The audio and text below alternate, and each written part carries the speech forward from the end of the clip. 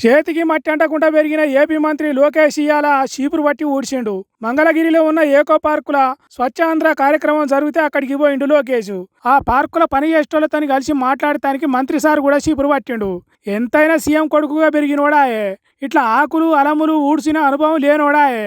అందుకే ఇగో ఇట్లా చేతులకు గ్లౌజులు దొడుక్కొని పార్కుల పడ్డ చెత్తను ఊడ్చుకుంటా పారిశుద్ధ్య కార్మికునితో మాటలు కలిపిండు. ప్రజలు కూడా బాధ్యత పెడదామా? ప్రతి వారం నెలకు ఒక రోజు ఒక పూట అంటే దీన్ని వెనకాల వెళ్ళే కష్టం కూడా తెలుస్తుందేమో.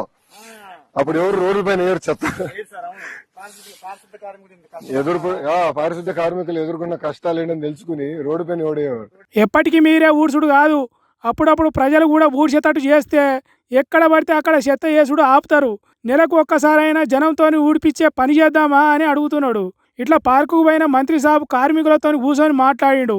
వాళ్ళతో కలిసి ఛాయ్ తాగిండు.